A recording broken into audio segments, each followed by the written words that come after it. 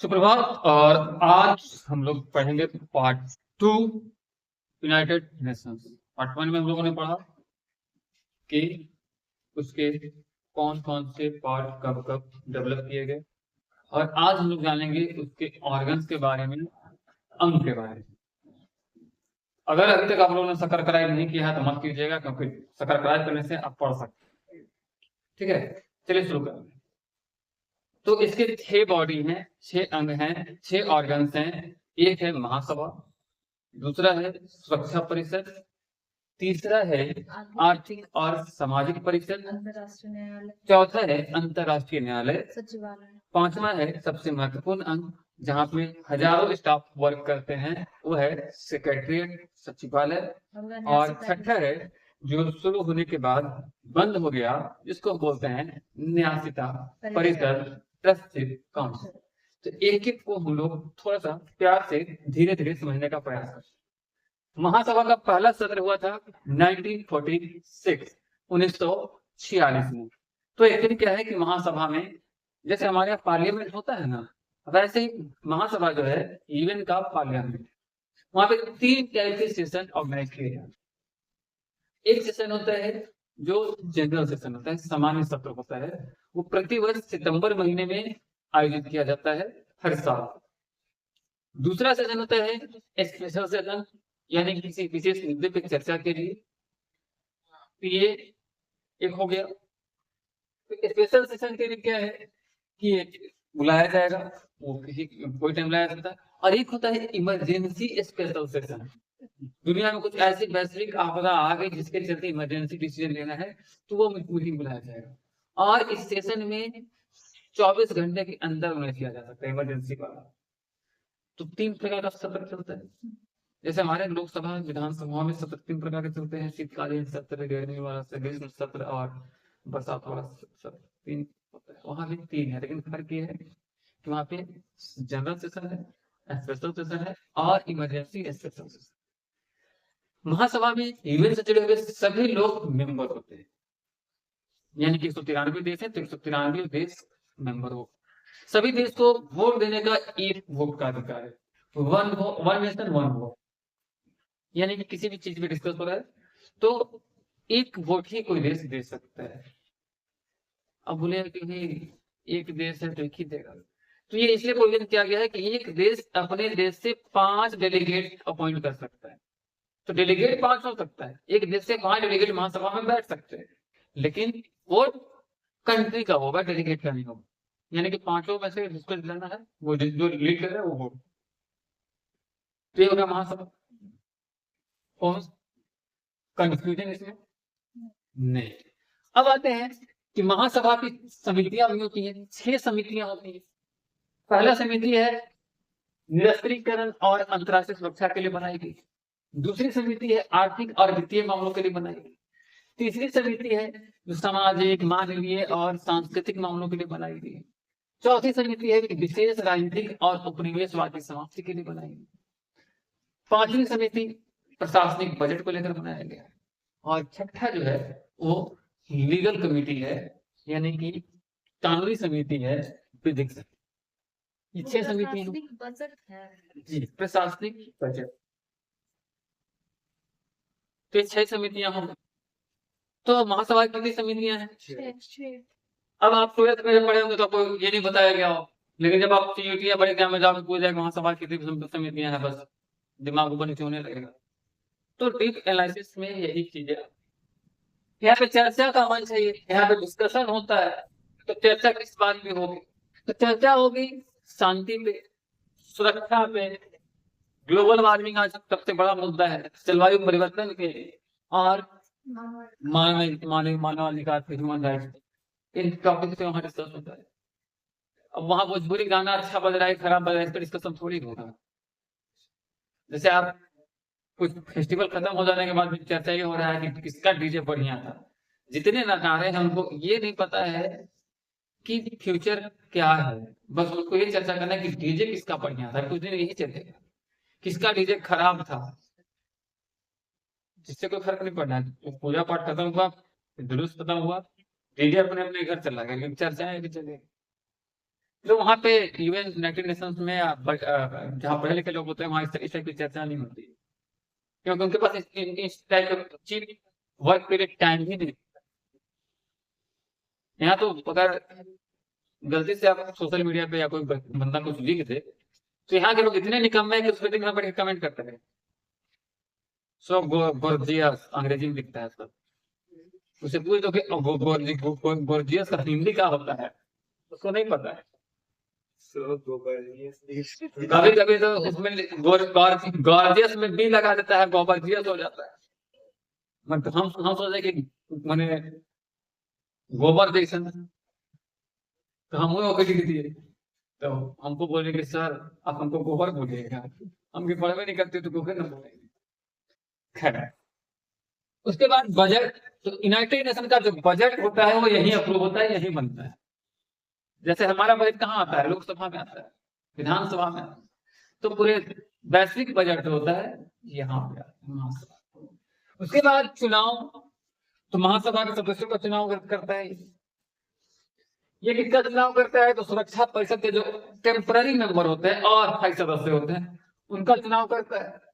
और किसका चुनाव करता है, तो अंतर्राष्ट्रीय न्यायाधीश का चुनाव करता है, लेकिन उसमें अकेले नहीं करता, उसमें सुरक्षा परिषद की सहमति अनिवार्य, खास करके वीटो वाले कंट्रीज।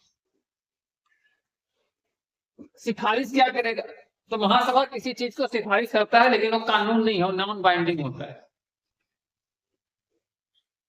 मान लीजिए कि वो सिफारिश कर दिया इजराइल को उड़ा देना है, तो सिफारिश अनुशंसनात्मक है, वो कानून नहीं। तो किस सिफारिश से कहला करेंगे, तो ये आगे बताएंगे कि सिफारिश से कहला करेंगे। तो हमको लगता है कि महासभा समझ में आ गया हो, कौन कंफ्यूजन तो नहीं होना चाहिए, ठीक है। दूसरा है सिक्योरिटी काउंसिल, सुरक्षा परिषद। इसकी स्थापना यूएन चार्टर के साथ ही 1945 में हो गई। यूएन चार्टर कब बना था, कल मैंने बताया था 26 जून का बात। 26 जून से क्या जुड़ सकता, 26 जून को यूएन चार्टर बना था और लागू कब हुआ था,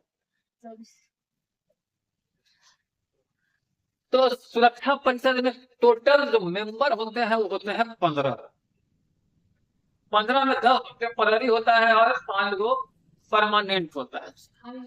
और स्टार्टिंग में जब बना था तो 5 और 6 था, बाद में 13 का अनुशंसा या 15 कर दिया गया, जो कल हम लोग कल के क्लास में हो चुका है। तो 15 मेंबर सीधे पढ़ते हैं, फिर से पीछे जाने की जरूरत तो नहीं है। 15 मेंबर में 5 अस्थायी होते हैं, अब अस्थायी में एबीसी आ रहे, पहले पुरनका चीन था, नया का चीन हो गया है। चीन में तो 2 गुना है, एगो पुरनका एगो नया का, रिपब्लिक ऑफ चाइना एंड एक आरओसी और एक पीपल्स रिपब्लिक ऑफ चाइना, हाँ, पीआरसी। एक आरओसी एगो पीआरसी, तो पहले आरओसी था, पीआरसी हो गया, तो एबीसी आ रहे 5 गो परमानेंट मेंबर हो गए। 10 गो मेंबर ऐसे हैं जो नॉन परमानेंट हैं, टेम्पररी हैं, तो P5 के साथ 10 गो और 28 सदस्य हैं। तो 28 सदस्य कहां से आएंगे, तो 3 गो आएंगे अफ्रीका से, अफ्रीकी क्षेत्र से 3 गो आएंगे, एशिया से और प्रशांत से 2 गो आएंगे, एशिया प्रशांत से, तो क्या हो गया 5 गो। 2 गो कहां से आएगा, लैट्रिन से,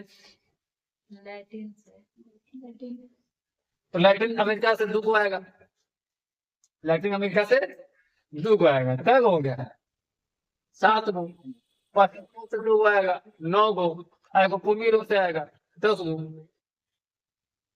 पूर्वी यूरोप से 1, पश्चिमी यूरोप से 2, लैटिन अमेरिका से 2, एशिया प्रशांत से 2 और अफ्रीका से 3, 10 इधर हो गया।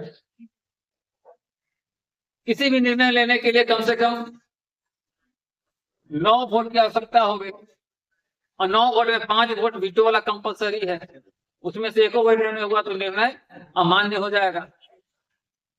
यानी कि 5 और इसमें से 4 वोट अगर मिल गया किसी को तो राजा। जैसे आप मान लीजिए कि हमेशा इजराइल के लिए बहुत सारा प्रस्ताव आता है, यूएसओ वीटो लगा के उसको नहीं पास होने देता है, वैसे यूक्रेन वाला मामले में यूएसएसआर वीटो लगा देता है, तो वीटो का प्रयोग तो होते ही रहता है। तो यह है सिक्योरिटी काउंसिल। इसमें भी 4G जो है घुसने के लिए इंटरेस्टेड है। 4G मतलब भारत, जापान, जर्मनी और ब्राजील, ये हमेशा चाहते हैं कि हम इसके मेंबर बन जाएं, लेकिन सबसे चाइनीजवा जो है चिंग चंग चुंग करते रहता है। इसकी संख्या बढ़नी चाहिए। अच्छी बात यह है कि इसमें विकसित देशों का अच्छा स्ट्रक्चर है। अब बुरी बात यह है कि विकासशील देशों को इसमें शामिल नहीं किया है। नेगेटिव और पॉजिटिव दोनों पॉइंट हर जगह होता है। अभी गब्बर फिल्म का वीरू अजय की जोड़ी थोड़ी है। कॉइन उछाला तो दोनों साइड में हेड ही था। कॉइन हमेशा एक तरफ हेड और टेल होता है। अगर शोले फिल्म की बात छोड़ दी जाए तो उसमें जो कॉइन था वो दोनों तरफ हेड ही था। धर्मेंद्र को बचाने के लिए अमिताभ बच्चन जान दे दिए। बड़ी रोया तो कोई की पसंद थी, देखे तो पसंद अमिताभ बच्चन में। अरे सिनेमा में वो टांगा वाली थी ना, हाँ यही चल रहा है। अमिताभ बच्चन मर गए। फिल्म में मरा था, सतुरा सही में नहीं मर, सॉरी, वो महान अभिनेता है, सही में नहीं मरा। अब उसके बाद आर्थिक और सामाजिक परिषद ECOSOC,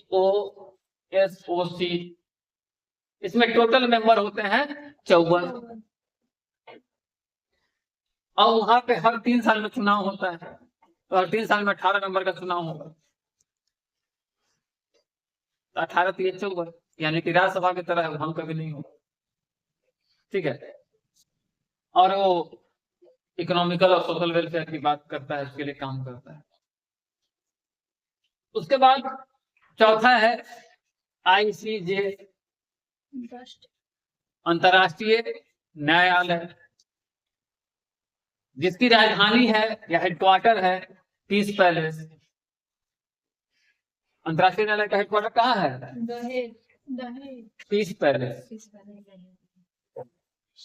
पीस पैलेस एक भवन है, बिल्डिंग है, वहीं पे इसका हेडक्वार्टर है। अब देखिए दहेज तो सब कुछ पढ़ाएगा, पीस पैलेस आगे क्या कीजिएगा, तो नहीं पता रहेगा तो माफ दीजिएगा कि गलती है।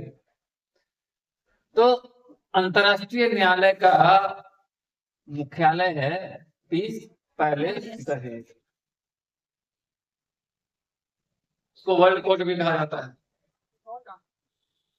और इसकी स्थापना जो है वो चार्टर के साथ ही हो गई थी, लेकिन ऑफिशियल स्थापना इसकी हुई 46 में।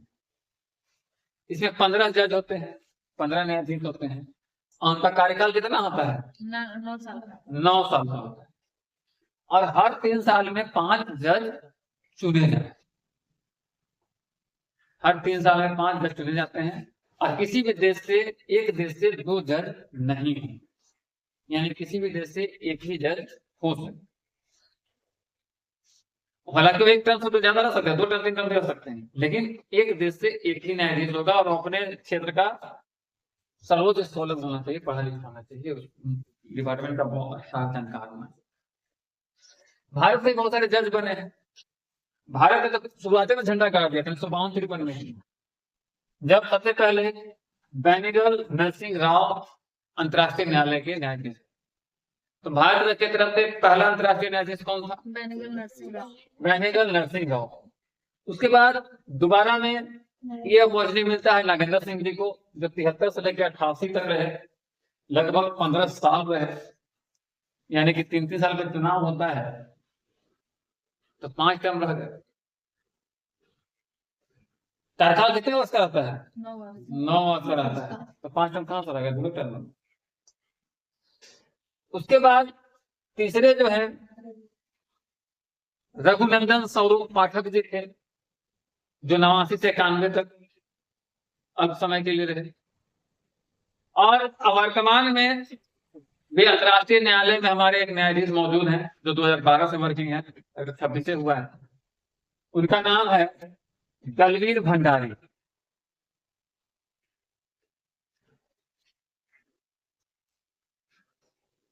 तो ये भी क्लियर है।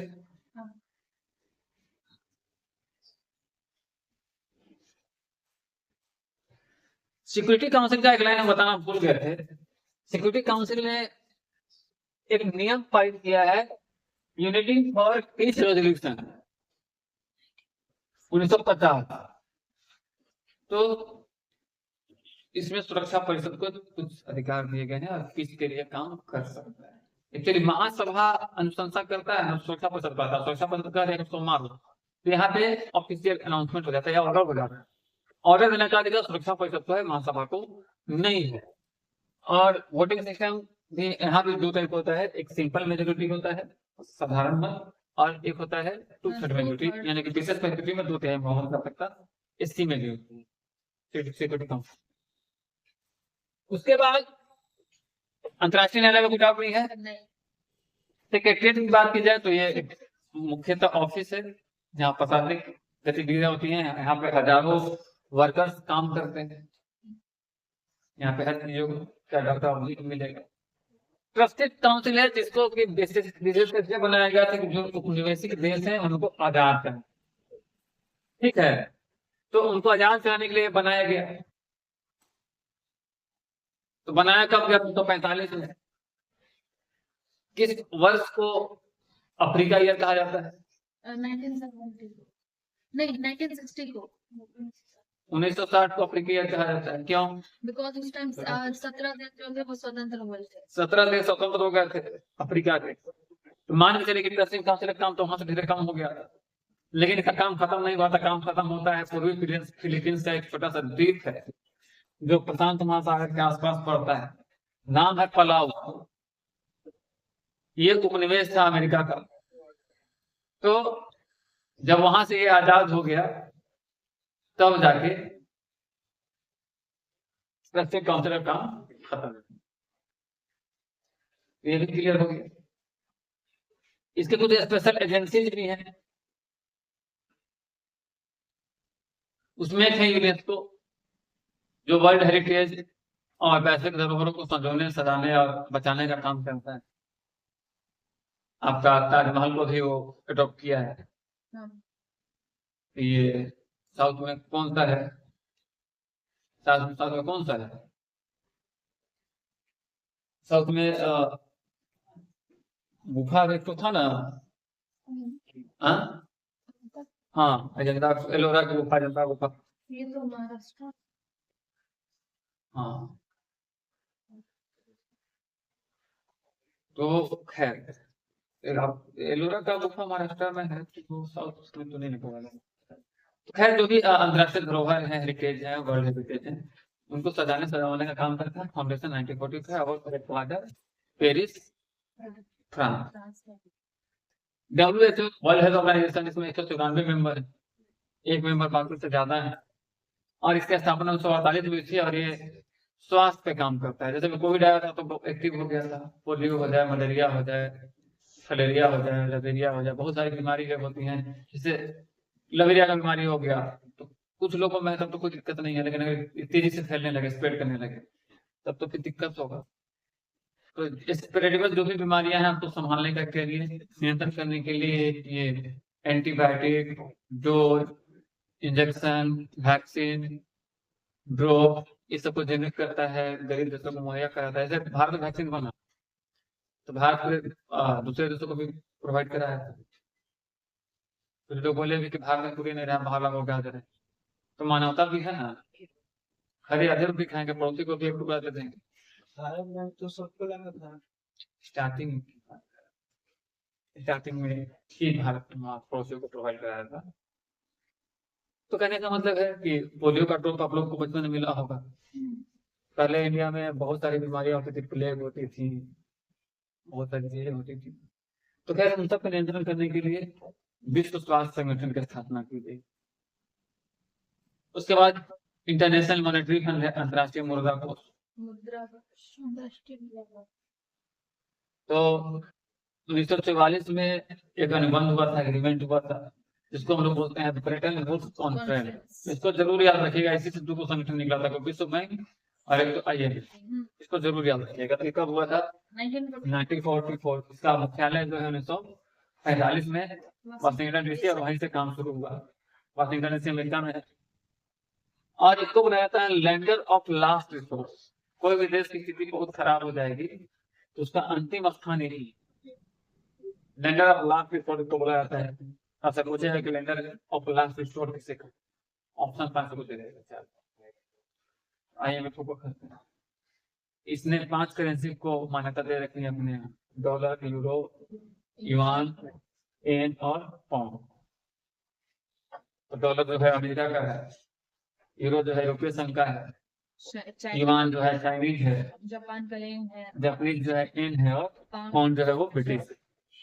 तो यहाँ पे कोई भी देश ऋण ले सकता है, कोई व्यक्ति नहीं ले सकता है। कोई भी देश यहाँ पे लोन ले सकता है, या मेन मुख्यतः काम इसका ऋण देना ही है इसका, और वर्ल्ड बैंक दोनों लगभग एक ही काम है, दोनों अलग अलग, बहुत ज्यादा डिफरेंस नहीं है। तो दोनों का लगभग एक ही हो जाएगा, हेडक्वार्टर भी एक ही है, फाउंडेशन भी एक ही है, रीजन भी एक ही है, काम भी एक ही है, तो दोनों तो एक ही हो गए।